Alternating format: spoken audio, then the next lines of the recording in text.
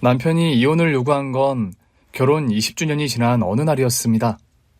따뜻한 말 한마디 나눈 적 없는 결혼 기념일에 새삼스럽게 선물을 기대한 건 아니었지만 벼랑간 이혼 요구를 하는 남편 때문에 얼마나 황당했는지 몰라요.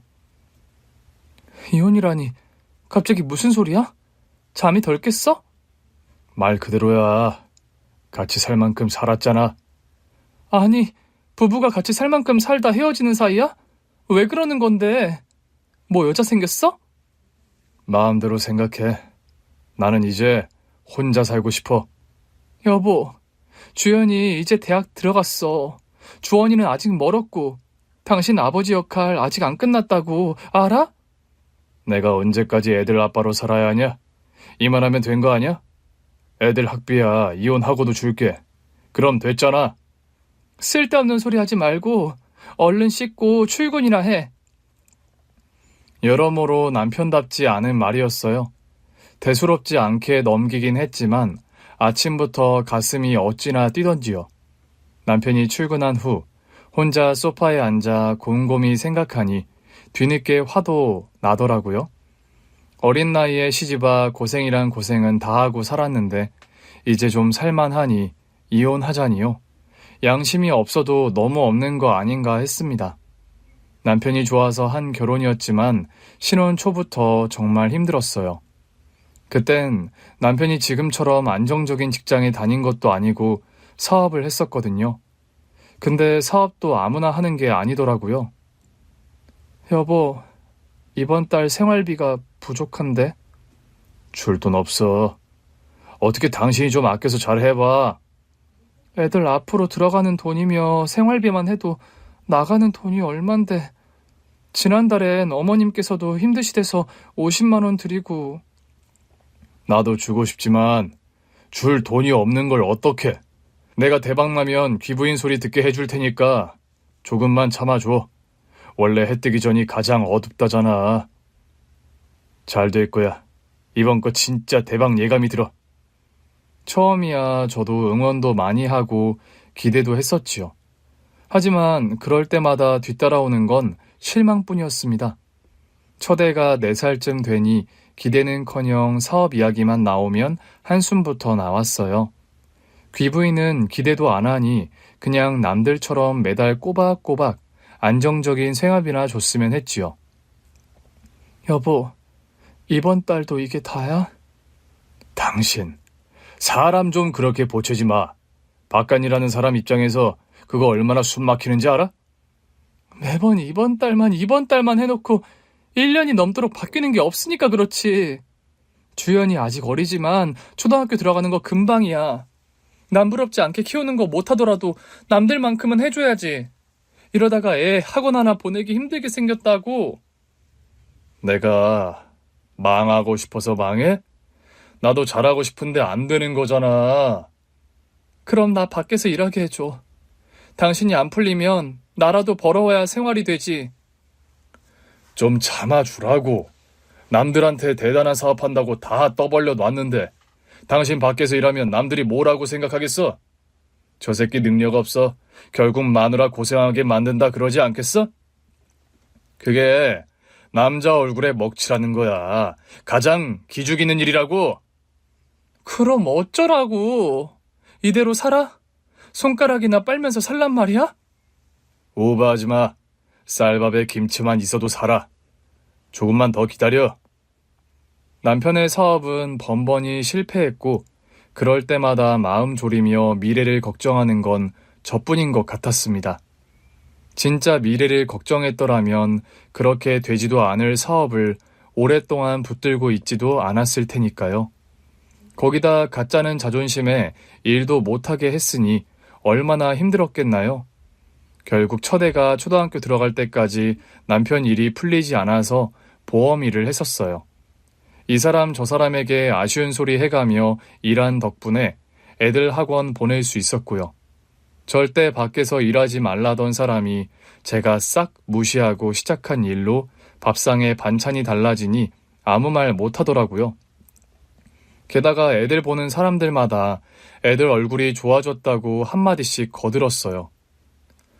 어머, 주원이 얼굴에 살 오른 것 좀 봐. 요즘 잘 먹나 보다. 요즘엔 안 가리고 잘 먹네. 그래, 이거 봐. 애들은 뭐 안 가리고 먹어야 쑥쑥 크고 잘 자란다니까. 그래서 편식 코치라고 하나 봐.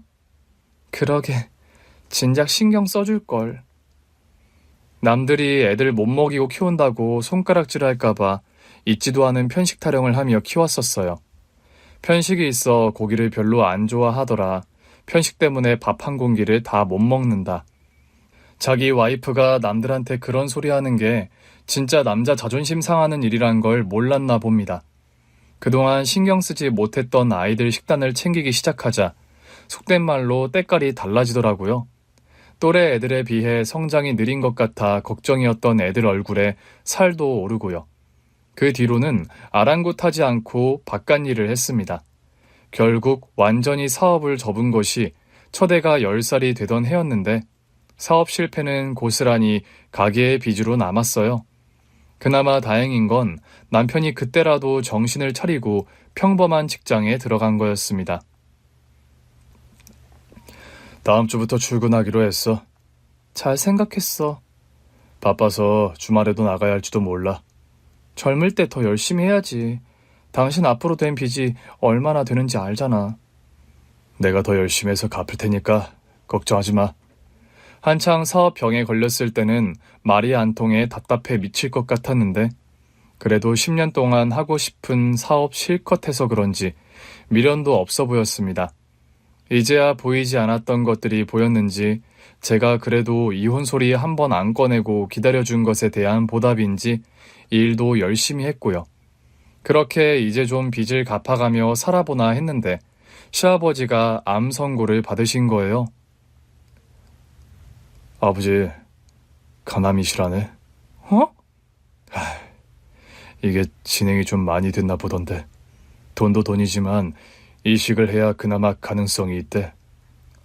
아니, 갑자기 이게 무슨 일이야?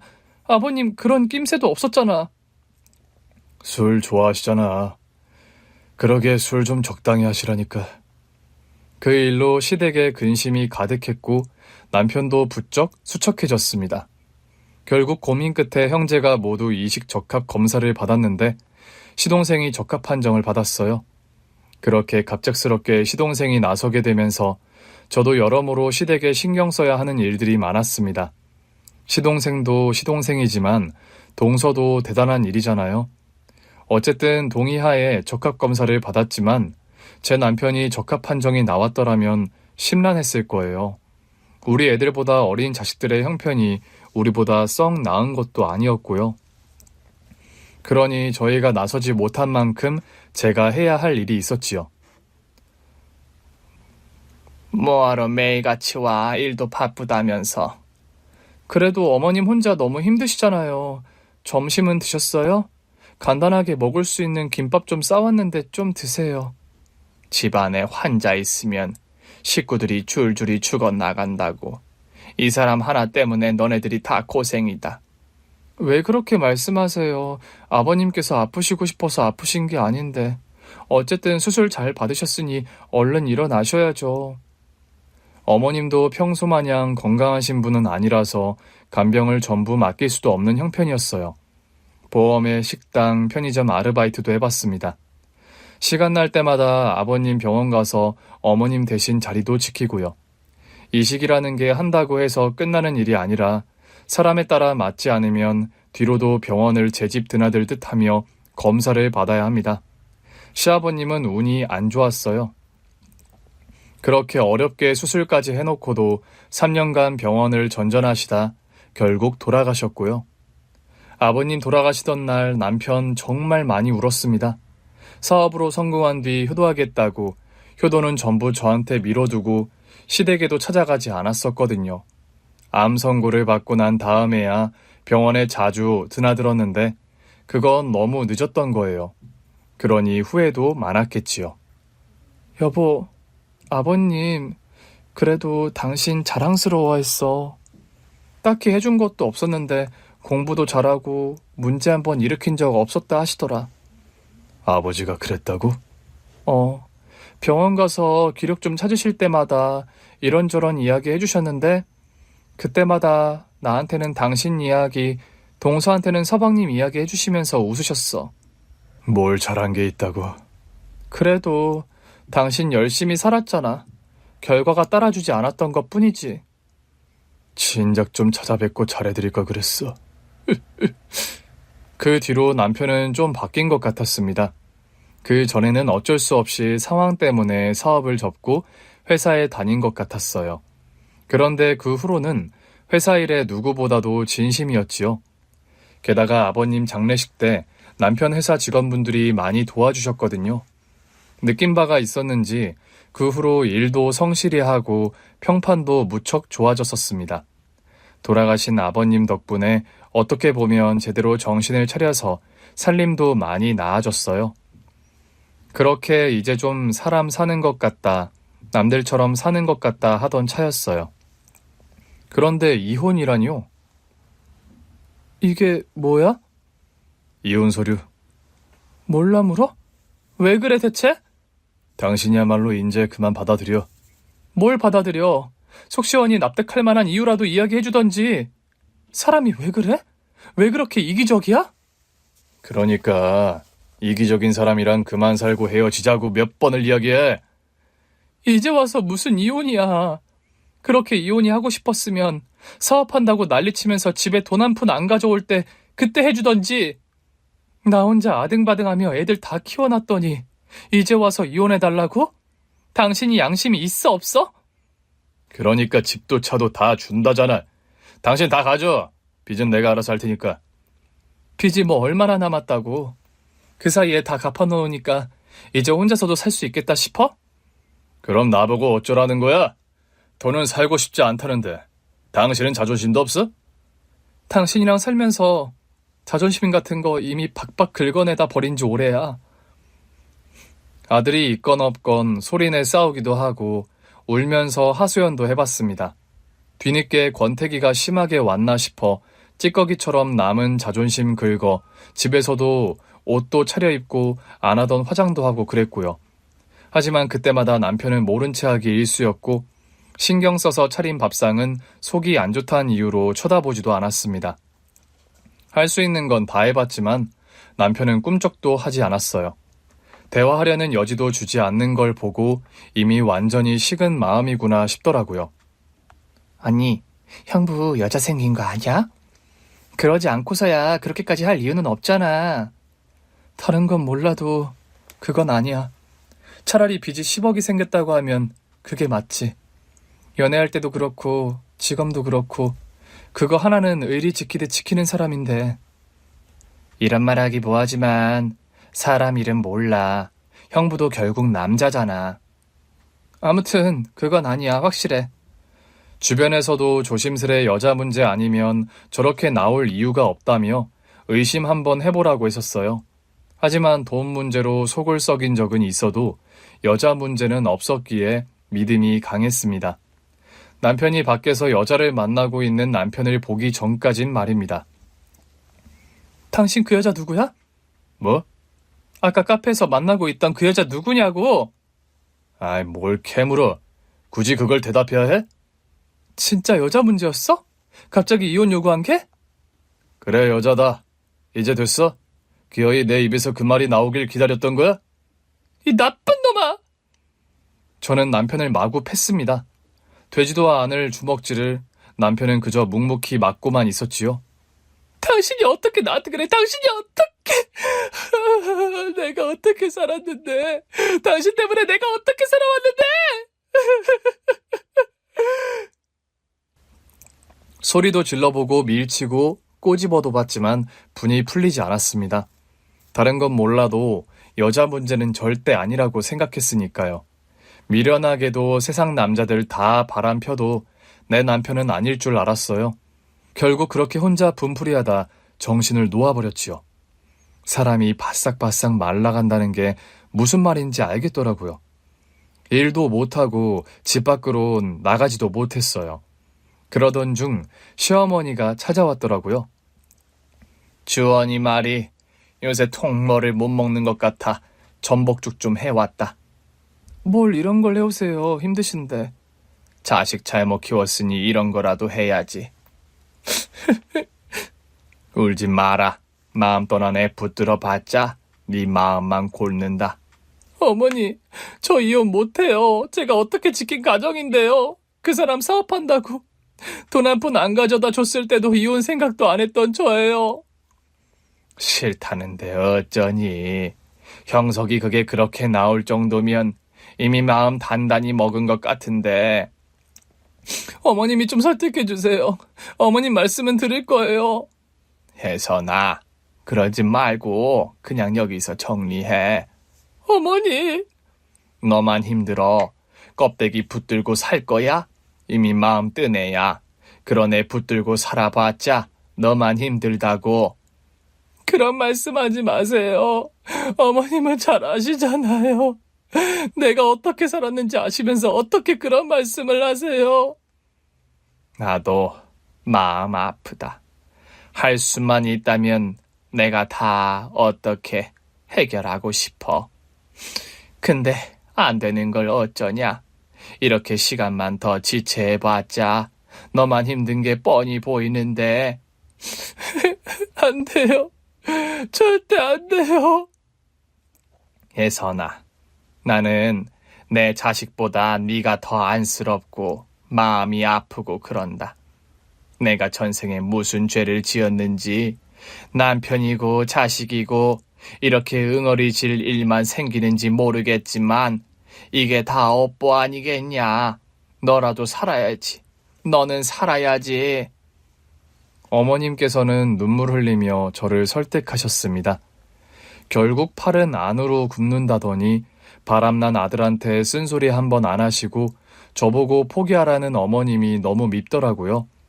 먼 친정 대신에 제 부모님이라고 생각하며 시부모님 모셨고 제 식구 챙기듯 시댁 챙기며 산 세월이 20년이에요. 저 위해 하는 말씀이라고 하시지만 이혼은 결국 남편 좋은 일이잖아요. 그렇게 며칠을 보내고 나니 문득 궁금하더라고요. 여자 문제 한번 일으킨 적 없는 남편 마음을 훔친 여자가 누군가 하고요. 누군데? 뭐가? 그 여자 말이야, 누군데? 그냥 미국 사는 사업가. 하! 본인 사업이 안 되니까 이제 사업가한테 흥미가 생겼나 보네? 다음 달에 같이 미국 가기로 했어. 그 전에 이혼 서류 처리하게 당신 원하는 거 다 내놓고 갈게. 친권도 원하면 포기할 테니까 그냥 놔줘. 진짜 못됐다, 당신. 나도 이 나이에 다시 사랑이라는 감정을 느낄 줄은 몰랐어. 당신한테도 주연이, 주원이한테도 미안한 일인데 내가 어떻게 할 수 있는 일은 아니잖아. 처음 이혼을 요구했을 때부터 끝까지 남편은 시종일관 같은 태도를 유지했습니다. 저뿐만 아니라 아이들에게도 마찬가지였어요. 결국 보다 못한 첫째가 화가 나 제게 그러더라고요. 엄마, 그냥 이혼해. 가만히 있어. 엄마 아빠 일이야. 이게 어떻게 엄마 아빠만의 일이야? 이건 가족 일이기도 해. 나 아빠 용서 못해. 바람? 여자? 그래, 100번 1000번 양보해서 여자가 생길 수 있다 치자. 하지만 이건 너무 예의가 없잖아. 20년 함께 산 엄마한테도 나랑 주원이한테도. 남편으로서, 아빠로서 부끄러움 하나 없이 저럴 수가 없어. 사람이 어떻게 저러냐고. 이혼 그렇게 쉬운 거 아니야. 어려울 건 또 뭔데? 막말로 서류 작성하고 제출해서 법원에서 허락만 받으면 끝나는 거 아니야? 그냥 해. 시간 끌지 말고 그냥 해줘버려. 아빠 저러는 거 나도 지긋지긋해서 보기 싫으니까. 정말 최악이었습니다. 부부 사이의 문제도 문제지만 부모 자식 간의 갈등도 엄청 커졌으니까요. 사춘기였던 아들도 남편과 말 한마디 하지 않은 지 오래였어요. 대체 어디서부터 잘못된 건지 아무리 생각해도 알 수가 없었습니다. 그래서 억울했어요. 제가 그렇게 가정을 지키고자 희생하며 노력한 대가가 겨우 이 정도였나 싶어서요. 결국 지칠 대로 지친 저는 이혼하고 말았습니다. 상간자 소송 이야기를 꺼냈더니 눈에 불을 켜고 해달라는 대로 다 해주는데 왜 그런 생각까지 하냐더라고요. 상간자 소송도 뭘 알아야 하고 증거가 있어야 하지요. 누군지도 모르는 미국인 상대로 소송하는 게 쉽지 않아 시작도 못한 채 끝을 냈습니다. 결혼할 때는 뭐가 그렇게 복잡한지 한참 걸리는 것 같더니 이혼 참 쉽더라. 언니, 이혼한다고 끝난 거 아니야. 형부 자기 인생 찾아 떠났는데 언니 거기에 붙들려 있으면 안 돼. 주원이 아직 고등학생이고 지금 언니가 흔들리면 주원이도 힘들어. 알지? 알아. 아는데 아유 뭐 사는 게 이러냐. 그냥 다 싫다. 내가 흔들리고 무너지면 내 새끼 힘들어진다는 거 아는데도 그래도 일어설 힘이 안 나. 이제 막 성인이 된 딸과 아직 고등학생인 아들이에요. 집도 차도 집에 있는 모든 가전 가구가 그대로인 집에서 사라진 건 남편 하나였습니다. 인생에 남편 하나 쏙 빠진 것이었는데 내 인생은 180도 완전히 달라진 것 같았어요. 저는 엄마였고 무책임한 아빠 대신 딸의 학비와 아들의 교육비를 비롯한 생활비를 책임져야 했지만 정말 아무것도 할 수가 없었습니다. 딸의 성화에 붙들려 병원에 가보니 우울증이라며 약을 주더라고요. 선생님, 제가 이걸 먹는다고 뭐 나아질까요? 드셔야 해요. 처음 찾아오시는 환자분은 약에 대한 의심이 많으신데 결국 저희 믿고 드신 분들 중 개선된 분들이 훨씬 많습니다. 뭐가 나아지는 건데요? 남편이 되돌아오는 것도 아니고 제가 당한 배신이 없던 일이 되는 것도 아니고 과거로 돌아갈 수 있는 것도 아니잖아요. 주혜선 씨 많이 힘드시죠? 출구 없는 터널에 갇힌 것처럼 막막한 심정일 거예요. 숨이 턱턱 막혀요, 선생님. 어린 나이에 대학도 뭣도 다 포기하고 결혼해 남들보다 어린 엄마로 무시도 많이 받고 고생이란 고생은 다 하고 살았어요. 그런데 인생이 원래 이런가요? 열심히 산 사람에게는 최선의 미래가 기다리고 있어야 하는 거 아니에요? 왜 제 미래는 이래요? 미래는 아직 오지 않았어요. 이제부터 만드셔야죠. 남들은 약을 먹고 나아지기도 한다는데 저는 그다지 효과가 없었습니다. 꾸준히 먹지 않은 이유도 있을 거예요. 대학 다니는 딸이 주말마다 내려와 저를 살폈고 안방에 죽은 듯 누워있으면 아들이 이따금 문을 열었다 닫는 소리가 나곤 했습니다. 아이들에게 못할 짓 한 것이지요. 엄마라는 사람이 책임감 없기는 저도 남편과 다르지 않았던 거예요. 그러던 어느 날 시어머니 이름으로 통장으로 200만 원이 입금되었습니다. 대체 무슨 돈인가 싶어 시어머니에게 연락했지만 받지 않으셨어요. 그래서 다시 시어머님께 돈을 붙였는데 다시 되돌아오더라고요. 전화는 받지 않으시면서 받아둬라라는 문자 하나만 남긴 채요. 그렇게 어머님께서는 다음 달도 그 다음 달도 어김없이 같은 날짜에 200만 원이라는 큰 돈을 보내셨습니다. 제가 아는 시어머니 형편으로는 매달 이렇게 큰 돈을 보낼 수가 없었어요. 그래서 저는 정말 석 달 만에 처음으로 집 밖으로 나왔습니다. 점심때 찾았지만 집에 계시지 않았고 해가 넘어간 뒤에나 오시더라고요. 아, 혜선아. 어머니, 어디 갔다 오신 거예요? 네가 무슨 일이야? 언제부터 기다리고 있었어? 지금까지 기다렸던 거야? 어머님이 전화도 안 받으시고 집에도 없으셔서 무슨 일이 있나 하고요. 안 받으면 안 받나 보다 하면 되지. 뭐하러 기다려? 얼른 들어와라. 한때는 매주 얼굴을 보던 사이였는데 석 달 만에 봤다고 좀 어색함도 있었습니다. 단순히 오랜만에 봐서가 아니라 관계가 달라졌기 때문이겠지요. 어머님은 제게 거실에 앉아 있으라고 하더니 찬장이며 냉장고를 뒤지시더라고요. 며느리였던 시절에는 굳이 제게 그런 것들을 대접하지 않아도 됐었는데 이혼한 지 얼마나 됐다고 손님 대접하시려는 것 같아 섭섭했습니다. 그렇게 어머님께서 한참을 있다 내어주신 것은 물에 탄 매실청이었어요. 아휴, 집에 뭐가 없어서. 어쩐 일이야? 무슨 일이 있어? 아니요, 그게 아니라 어머님 매달 제게 돈 붙여주시는 거요. 아, 그거 그냥 너희 쓰라고. 형석이랑 갑자기 헤어지게 되면서 생활비도 마땅찮을 것 같고 주현이 그거 학비만으로도 힘들 텐데 싶어서. 그걸 왜 어머님이 신경 쓰세요? 책임을 지더라도 주연 아빠가 해야 하는 일인데. 걔 형편이 안 되니까. 사업한다고 여자 따라 미국 갔으면 뭐라도 해서 돈 보내겠죠. 양심이 있으면. 그래. 그러니까 그 돈은 당분간 받아둬. 어머님이 돈이 어디 있으시다고요? 어디 다녀오신 거예요? 설마 일 다니세요? 그냥 별일 아니야. 그렇게 고된 일도 아니고 나 같은 노인네 받아서 일 시켜주고 돈도 주니 얼마나 고마운 일이냐. 저한테 다 보내시는 건 아닐 거 아니에요. 그렇게 많은 돈을 받으시는데 고된 일이 아니라고요? 세상에 그렇게 나쁜 사람만 있는 건 아니더라. 이래저래 나 생각해 신경 써주는 것도 많고 고마운 분들이시여. 나야 벌어봤자 쓸 것도 많지 않으니 뒀다가 주현이 주원이한테 쓰라고 보낸 거야. 어머니, 하지만요. 제발 그냥 받아다오. 내가 너한테 너무 미안해서 그래. 이렇게라도 하지 않으면 내가 어떻게 네 얼굴을 보고 주현이 주원이 얼굴을 보니. 어머님은 제 손을 잡고 애원하듯 말하셨습니다. 전 남편은 미워해도 어머님은 미워할 수가 없었어요. 제 마음 몰라주고 전 남편과 이혼을 종용할 때는 미웠던 적도 있지만 이렇게까지 하시는 걸 보면 그게 정말 저를 위한 일이라고 생각해 한 말이었던 거지요. 시집 온 뒤 시집살이 한번 시킨 적 없이 엄마처럼 잘 챙겨주셨던 분이시기도 하고요. 그럼 그동안 주신 건 감사히 받을게요. 근데 이제 안 주셔도 돼요.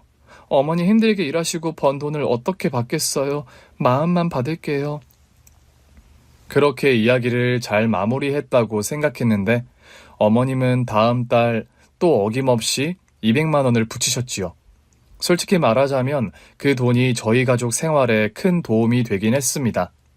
저는 일을 못하고 있었고 큰딸은 등록금은 자기가 책임지겠다고 학교 다니면서 바쁘게 아르바이트하고 있었고요. 전 남편이 넘겨준 재산이 당장 현금화할 수 있는 것도 아니어서 빠듯했으니까요. 하지만 언제까지고 어머님께 그런 신세를 질 수는 없지요. 저는 몰래 어머님 뒤를 밟았습니다. 대체 어디서 무슨 일을 하시고 보내시는 돈인지 알아야겠다고 생각했거든요. 그렇게 이른 아침 집을 나선 어머님을 밟아 도착한 곳은 다름 아닌 고급 주택 단지였습니다. 알고 보니 어머님은 모기업 회장의 집에서 가사도우미 일을 하고 있었던 거예요. 고질병인 손목과 무릎 관절 문제로 본인 집안일도 버거워하시면서 남의 집 살림살이를 맡아 일을 하시다니요. 일이 끝난 후에는 집으로 들어가시기 전에 약국에 들러 파스를 사들고 가는 겁니다. 그러니 제가 얼마나 가슴이 아팠겠어요. 그래서 모른 채 다가가 어머님이 들고 계셨던 파스부터 빼앗았지요. 뭐야, 언제 왔어? 주세요. 혼자 못 붙이시잖아요. 아니, 나 혼자서도 할 수 있는데. 대체 무슨 일을 얼마나 하시면 파스가 이렇게나 많이 필요하세요? 일을 많이 해서가 아니라 나이가 들어서 그렇지 뭐. 그러니까 그렇게 나이 먹고 왜 밖에서 일을 하시냐고요. 자식들이 벌어다 주는 돈으로 편히 계셔도 모자랄 판에. 저는 속상한 나머지 저도 모르게 툴툴대고 말았습니다. 아버님은 병환으로 오랜 고생을 하셨지만 어머님도 자잘한 지병으로 고생 많이 하셨거든요. 그런 어머님께서 일을 하신다는 게 어떤 의미인지, 아니, 마음이 미어지는 것 같았습니다. 이제 돈 그만 주셔도 돼요. 저 다음 주부터 일하기로 했어요. 괜찮겠어? 그럼요. 충분히 쉴 만큼 쉬었고 우리 애들도 있는데 제가 언제까지 그러고 있겠어요? 아니, 주연이 말로는 너 우울증이라 약도 먹는다고. 주연이가 그래요? 기집애 쓸데없는 말을 해서. 어머니 그래서 일 시작하신 거예요? 이제 진짜 안 보내주셔도 되니까 일도 그만두세요. 아니, 그렇게 힘든 일은 아니야. 내 걱정하지 말고. 혜선아, 너 살아야지. 너 살 궁리를 해, 응? 어머님께 일을 구했다 거짓말을 하고 나온 그날부터 저는 다시 구직 활동을 했습니다. 다행히 제 사정을 잘 알고 계시던 화장품 가게 언니가 저를 고용해 주었어요. 그래서 동네 화장품 가게에서 일을 하게 되었지요. 그렇게 번 돈의 일부는 시어머님께 갚겠다고 보냈는데 어머님은 또 그걸 고스란히 제게 보내주셨습니다. 그렇게 3년의 시간이 흘렀어요. 그날 어머님 등과 허리에 파스를 붙여드리고 온 이후로는 따로 만나뵌 적은 없습니다. 바람난 전 남편이 상간녀와 함께 미국으로 간 마당에 시어머니와 왕래하며 돌본다는 게 이상하잖아요. 더는 사람들에게 우스운 꼴을 보이고 싶지도 않았고요. 다만 도저히 모른 채 하고 살 수는 없어 애들을 시켜 명절이나 어버이날은 챙겼습니다. 엄마, 이번에도 우리만 가? 할머니 은근히 엄마 기다리는 눈치인데? 나는 너희 아빠랑 이혼해 남이 됐지만 너는 그래도 친할머니잖아. 자식도 안 찾는 마당에 이혼한 며느리가 찾는 것도 이상하지. 남들이 어떻게 생각하든 말든 할머니 뵐 때마다 나이 드는 게 보여 마음이 좀 그래. 그러니 살아계실 때 자주 찾아뵙고 인사드려. 너희 할머니도 불쌍하신 분이야. 알지. 그럼 이거랑 이거만 가져다 드리면 되는 거야? 이건 하루에 한 포씩 꼭 챙겨 드시라고 하고, 이건 어제 잰 양념갈비니까 3일 내로는 다 드시라고 해. 아, 혹시 할머니가 밥 차려주시면 남기지 말고 다 비우고. 알았어. 그건 걱정하지 마. 그렇게 아이들 손에 직접 만든 반찬이며 용돈이나 영양제 같은 걸 챙겨 보냈어요.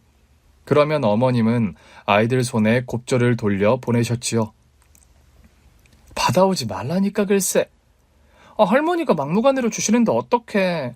이번엔 진짜 안 받으려고 도망친 건데 나와서 보니까 가방에 봉투가 들어있잖아. 아휴, 진짜 네 할머니 고집도 대단해. 노인네가 돈을 벌면 얼마나 번다고 그 돈을 한 푼 두 푼 모아보네. 이게 대체 얼마야? 세상에. 주원이 대학 등록금 이야기하시더니 그리고 이건 작은 아빠가 주셨어. 작은 아빠한테도 받았어? 엄마한테 주면 안 받을 거라면서. 작은 엄마가 그러는데 형편이 좀 나아지셔서 받아도 되니까 받으라길래 엉겁결에 받았어. 낫긴 뭐가 나아. 수술 후에 힘든 거 뻔히 아는데. 아유, 다들 왜 그런다니. 이혼해 가족이 아닌 것처럼 사는 사람은 전 남편이랑 저밖에 없었어요. 시어머니도 그렇고 시동생 부부도 여전히 제 아이들을 조카라고 잘 챙겨주었지요. 사는 게 뭐고 이혼이 뭔지 이제 남편 생각에 자다가 벌떡 일어나는 일은 없었지만 그래도 이혼할 때 생각하면 여전히 그 배신감에 치가 떨리곤 했습니다. 그러던 어느 날이었어요. 방학 동안 집에 와 있던 딸이 외출하고 돌아와 그러더라고요. 엄마, 나 아까 나갔다가 아빠 봤어. 뭐? 그 인간이 한국에 있단 말이야? 언제 들어온 거야?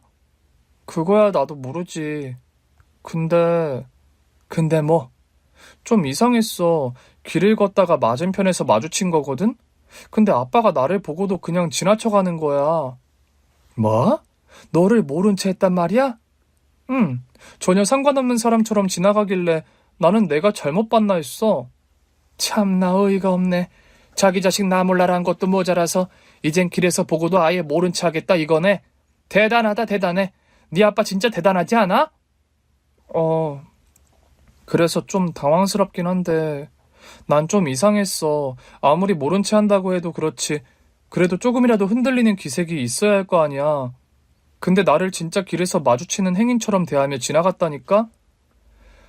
네 아빠가 원래 그런 사람이었던 거지. 미국에서 잘 먹고 잘 살 것이지. 왜 또 들어와서 사람 마음을 볼까? 딸 이야기를 듣는데 너무 괘씸했습니다. 저한테 재산을 다 넘겼으니 양육권도 없다고 못 박은 전 남편이에요. 친권도 포기하겠다고 할 때 알아봤어야 합니다. 그 이야기가 자기 자식도 나 몰라라 하겠다는 말일 거라곤 상상이나 했겠나요? 짐승도 자기 자식은 끝까지 책임지는데요. 그 이야기 들으니 어쩐지 더 살 마음이 생겼습니다. 전 남편도 자기 마누라와 자식들 다 내팽개치고 새 인생 살겠다는데 저라고 못할 이유도 없잖아요. 이제야 좀 정신이 번쩍 뜨이는 것 같더라고요. 엄마, 필라테스 끊었어? 운동하게? 이모 말이 몸이 건강해야 마음도 건강하대. 뭐라도 해서 이제 엄마를 가꾸면서 살아야겠다. 필라테스가 그렇게 운동이 된다며. 웬일이야? 나는 완전 찬성이지. 엄마 잘 생각했어.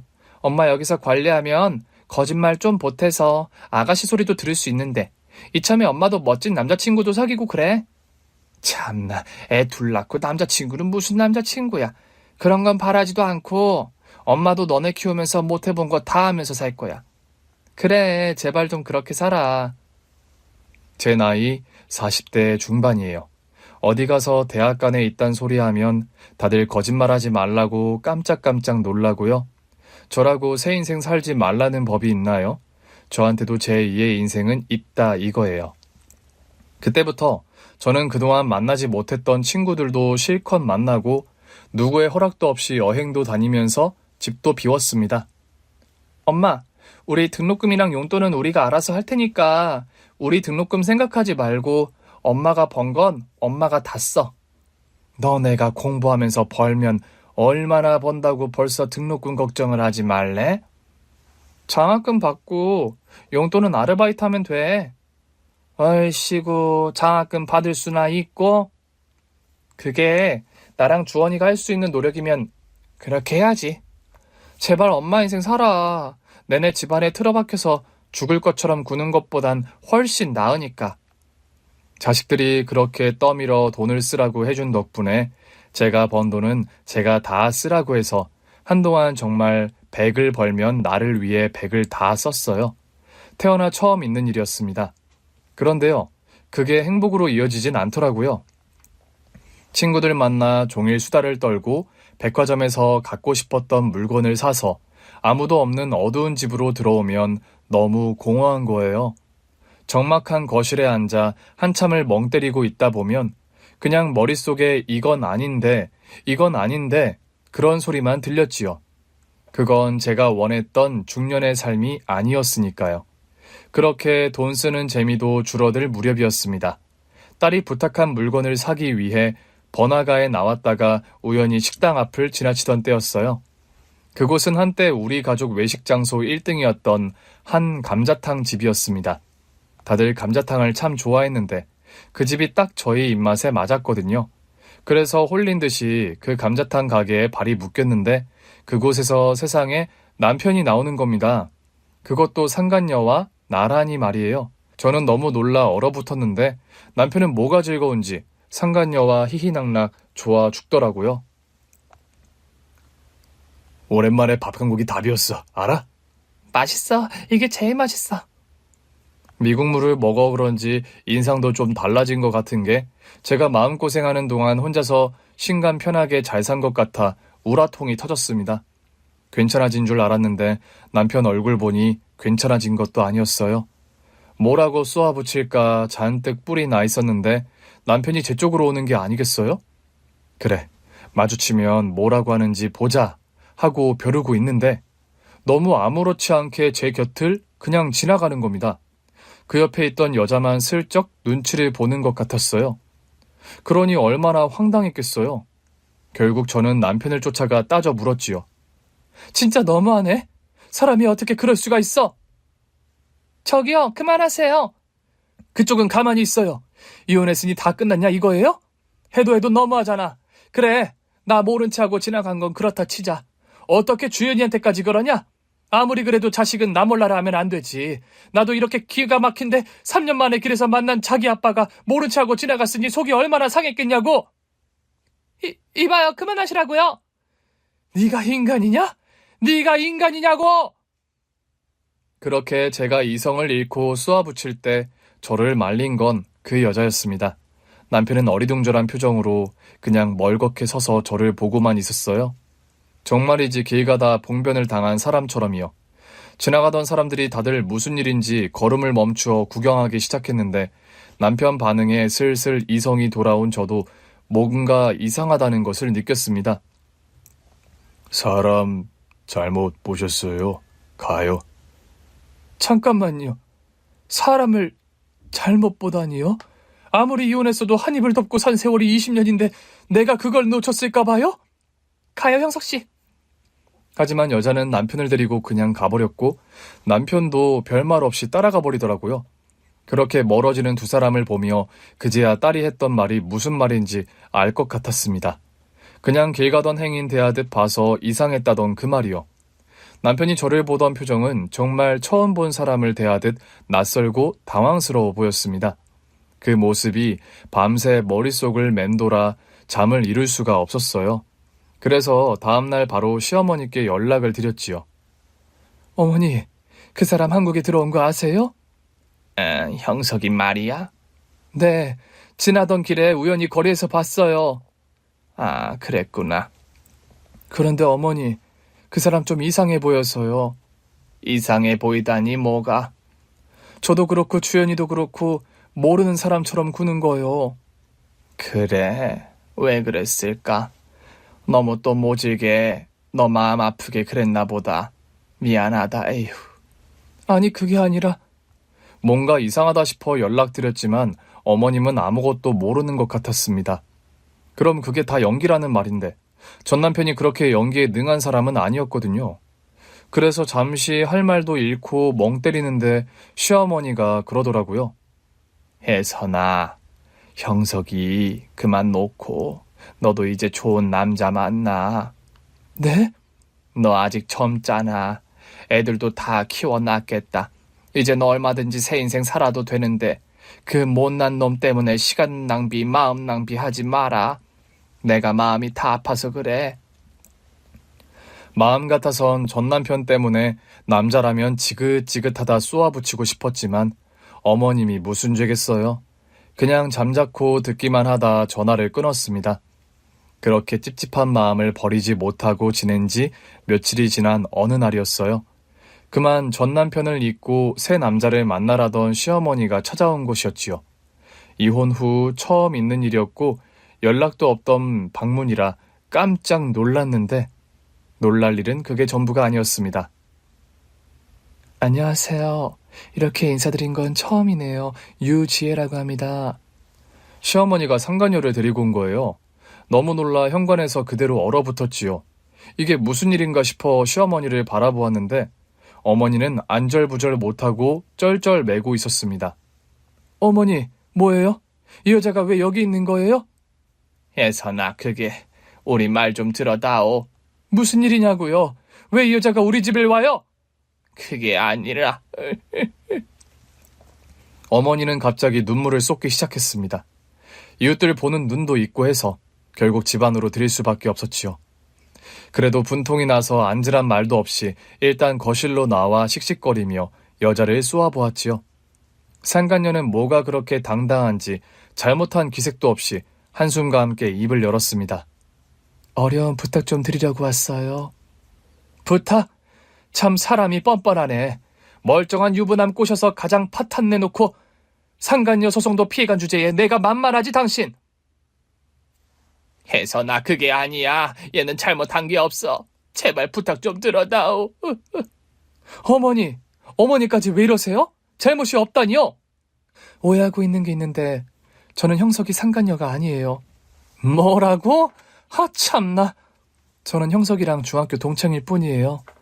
물론 그 어린 시절 소꿉장난하듯 사귀었던 건 맞지만 다시 만난 현재는 이성적인 사이가 전혀 아닙니다.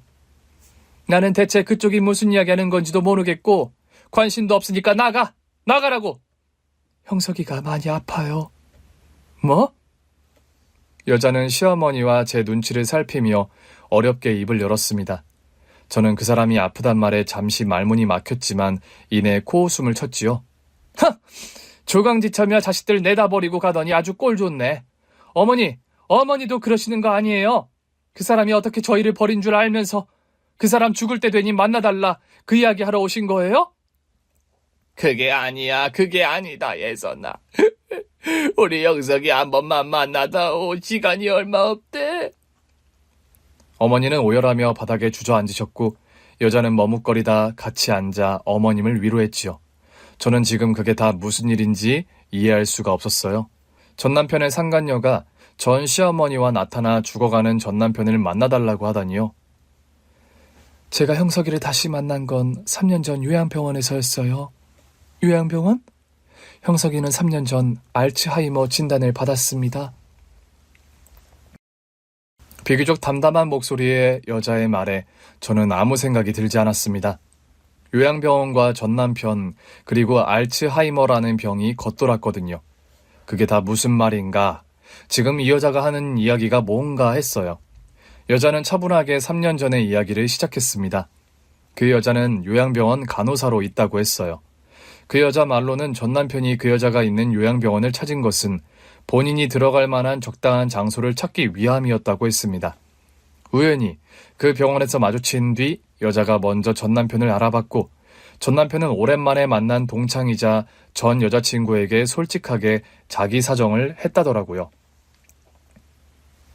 너 근데 가정도 있다면서 가족이 있는데 왜 요양병원을 생각해? 나이도 젊으면서.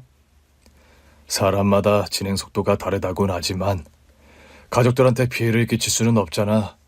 우리 집사람 나 때문에 참 고생 많이 했거든. 줄지 않는 사업 빚에 우리 아버지 병간 후에 이제 좀 살만하다 싶으니까 또 내가 말썽이 됐어. 근데 또 어떻게 내 병수발을 들라고 하겠어. 다른 병도 아니고 이런 병을. 형서가 그래도 이건 가족들이랑 상의하는 게 맞아. 너 혼자 판단할 일이 아니라고. 너 우리 마누라 만나면 그런 이야기 못해. 일찍 결혼해 이제 40대 초반밖에 안 됐는데 고생을 얼마나 했는지 살도 쪽 빠지고 얼굴에 그늘이 졌어. 결혼 전에는 생기가 넘쳐서 꽃처럼 화사하던 사람인데 그 사람 얼굴에 그렇게 그늘이 질 때까지 난 아무것도 몰랐다야. 그런 사람한테 어떻게 내 병까지 털어놓을 수 있겠어. 그냥 조용히 여기서 지내다 가야지 싶어. 그럼 뭐라고 하고 여기 들어올 건데? 이혼해야지 뭐. 줄 것도 별로 없어. 기껏해야 집, 차, 빚도 좀 남아있고. 일 그만두고 퇴직금 해봐야 얼마 안 될 건데 병원비로 넣고 하면 아휴 줄 것도 없는데 과부되기 전에 이혼해 새 삶을 주는 게 낫지. 야, 이형석. 남편은 이미 그때 모든 것을 포기한 것처럼 보였더랍니다. 혼자서 요양병원 계약도 하고 그래도 최대한 가족과 함께 있다 오겠다고 했대요. 그런데 어느 날 갑자기 여자를 부르더니 그런 부탁을 했다는 거예요. 미안한데 나 좀 도와줄 수 있을까? 어떻게? 집사람이 아무리 해도 이혼을 안 해줘. 뭐 어떻게 여자라도 있으면 쉽겠다 싶은데. 뭐? 설마 나보고 그 여자 역할을 해달란 말이야? 야, 싫어. 부탁할 게 없어서 그런 걸 부탁하냐? 내가 사업한다고 사람을 그렇게 많이 만나고 다녔는데도 이런 부탁할 아는 여자가 하나 없더라. 내가 오죽했으면 너한테 부탁했겠어. 이렇게 부탁할게, 어? 여자는 몇 번이나 거절했지만 하도 간곡히 부탁하는 바람에 수락을 했답니다. 그 과정을 제가 우연히 보게 된 것이고 특별히 자기가 뭘 한 것도 없이 전 남편이 원하는 오해가 만들어졌대요. 그렇게 이혼한 뒤 전 남편은 줄곧 요양병원에서 지내고 있다고요. 저는 그 이야기를 멍청한 표정으로 듣다가 겨우 물었습니다. 그러니까 그 사람이 미국에 간 적이 없다고요? 네. 비행기를 탄 적도 없어요. 그날 이후로 줄곧 제가 근무하는 요양병원에 있고요. 어머님께서 수시로 왔다 갔다 하며 병간호도 하셨어요. 알고 보니 어머님은 최근 집도 팔았는데 그게 다 병원 때문이었답니다. 저는 아무것도 모르고 있었어요. 작정하고 속인 남편의 사정이야 그렇다 치는데 어머님이 지난 3년 동안 그렇게 힘든 일을 해야 했던 또 다른 이유를 몰랐던 거지요. 그렇게 시간이 흐르며 남편에게 치매 증상이 시작됐고 현재는 알아보는 사람이 없대요. 그나마 자주 들여다봐 줘서인지 시어머니나 여자는 낯설어 하지 않는 정도랍니다. 가끔 상태가 좋은 날 원하면 외출하기도 하는데 그때마다 찾는 곳이 그 감자탕 집이었다는 거예요. 갈 때마다 너무 즐거워 보이고 병원에서보다 밥도 잘 먹어서 여자가 쉬는 날 종종 남편을 데리고 그 식당을 함께 찾은 거였지요. 저와 딸도 그때 마주친 것이었고요. 그런데 그게 문제가 됐답니다. 그날 이후로 신기하게도 드문드문 옛날 이야기를 해요. 다시 물으면 언제 그랬냐는 듯이 또 딴 사람이 되곤 하는데 한 번씩 아이들 이야기도 하고 혜선 씨 이야기도 하고요. 형석이가 시간이 많지 않대. 그러니 우리 아들 좀 한번 만나다오. 어? 정신이 온전할 때 가족들에게 밝혀지는 것을 원하지 않았었는데 대부분의 기억을 잃고도 가족 이야기를 하는 걸 보면 이게 맞나 싶더라고요. 이대로 오해를 안긴 채 헤어져도 되는지. 먼 훗날 모든 사실을 알게 됐을 때 결국 상처는 남은 사람의 몫이잖아요. 여자의 말에 저도 모르게 눈물이 나더라고요. 머리로는 이해가 되지 않는데 가슴이 먼저 느낀 것 같았습니다. 이 말도 안 되는 사태의 진실을요. 숨이 가빠왔어요. 이유도 없이 갑자기 이혼을 요구했던 일, 모진 말로 정을 떼려고 했던 일, 연락 한 통 없다가 오랜만에 봤는데도 전혀 알아보지 못했던 일, 그게 다 알츠하이머 병 때문이었습니다. 그 사람 지금 어디 있는데요? 가쁜 숨과 함께 겨우 울음을 참고 내뱉은 말이었어요. 여자가 뭐라고 하는데 잘 안 들렸습니다. 오열에 가까운 어머니의 울음소리도 귀가 먹먹해서 잘 들리지 않더라고요. 무슨 정신으로 따라 나선지도 모릅니다. 여자를 따라가 보니 한적한 외곽에 요양병원 하나가 있더라고요. 저도 오래전부터 몇 번이나 오가며 봤던 곳이었습니다. 그리고 그곳에는 정말 전 남편이 있었어요. 이영석 씨, 기저귀 착용하셔야 해요. 오늘만 해도 벌써 시트를 2번이나 갈았잖아요. 싫어요. 불편해서 하고 싶지 않아요. 그러면 젖은 옷 입고 불편하게 있어야 하는데 그래도 돼요? 어머님 오실 때까지 혼자 갈아입지도 않으시면서? 전 남편은 요양보호사와 기저귀로 실랑이를 벌이고 있었습니다. 겉보기에는 멀쩡해 보였는데 하는 행동이나 말이 너무 낯설었어요. 너무 기가 막히고 어처구니가 없어서 말문이 턱 막히더군요. 천천히 다가가니 남편은 경계하는 기색이 역력했어요. 바로 옆 벽면에 붙인 가족 사진 속 제 얼굴을 알아보지도 못하고요. 주연 아빠? 힘겹게 부른 말에도 반응이 없었고 그 여자와 어머니를 찾는 듯 자꾸 뒤를 살폈지요. 너무 자극하지 않는 게 좋다는 여자의 말에 천천히 다가가 무릎을 꿇고 앉아 전 남편의 손을 잡았습니다.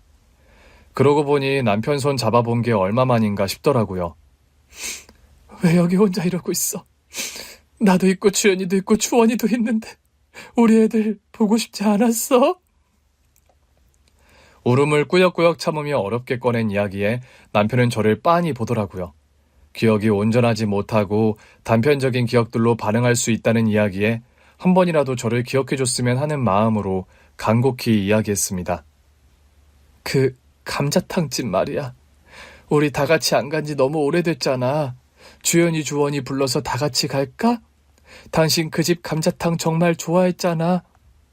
아무리 참으려고 해도 눈물은 기어이 비집고 흘러내렸고 남편은 그런 저를 잠시 빤히 바라보았습니다. 그리고 고개를 갸웃거리며 입을 여는데 그 한마디에 저는 무너지며 오열하고 말았어요. 그 감자탕은 내가 아니라 우리 집사람이 좋아하는 건데. 인생은 정말 모르겠습니다. 뭐든 정직한 마음으로 열심히 산다고 해서 반드시 좋은 결과가 따르는 건 아닌 것 같아요. 꿈꾸던 사업도 망해 아버지도 힘든 투병 후 돌아가셨는데 기억에서 가족을 잃는 잔인한 병까지 걸리다니요. 그 뒤로 저는 남편 요양병원에 매일같이 출퇴근 중입니다. 아이들도 충격이 컸어요. 하지만 시간이 얼마 남지 않은 탓에 원망할 시간도 없습니다. 매일 찾아가 다정히 이름 불러주고 사랑한다 말하기도 모자란 시간이에요. 아빠, 나왔어. 이거 봐, 나 요즘 취미로 뜨개질하거든. 아빠 모자 떠왔잖아. 써봐. 잘 어울리나 보자. 어머, 색깔이 딱 당신이랑 맞네. 이게 내가 딱 퍼스널 컬러 생각해서 짠 거거든. 퍼스널 컬러? 그게 뭔데? 있어. 사람마다 어울리는 색감을 생각했다는 거야. 우리 아빠는 딱 봐도 여름 쿨톤. 파란색이 잘 어울리지? 어디 봐봐, 아빠. 이야, 내가 목도리도 세트로 떠줄게.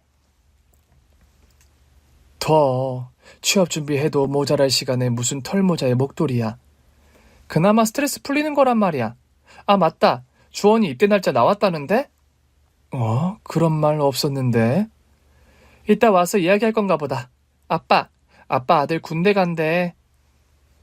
그 쥐밤틀 만한 게 언제 그렇게 커서 국방의 의무를 하러 가고. 딸은 주말마다 찾아와 그렇게 수다를 떨어요. 남편은 이해하는 건지 못하는 건지 그냥 웃으며 듣고만 있습니다. 그 얼굴이 편해 보여서 좋아요.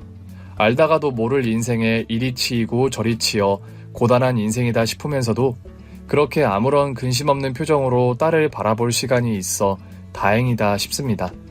그래서 요즘은 그거 하나 바라고 있어요. 매일 하루만 더 살아라. 다음 날이 되면 또 그 하루만 더 살아라고요. 평생 요양병원에서 간병하는 것도 괜찮으니까 제발 하루씩 그렇게 평생 살아달라고요. 그러면 정말 더 바랄 것도 없겠어요. 오늘 준비한 사연은 여기까지입니다. 재미있게 들으셨다면 구독과 좋아요, 알림 설정까지 눌러주세요. 그럼 저는 다음 사연으로 찾아뵐게요. 오늘도 건강하고 행복하세요.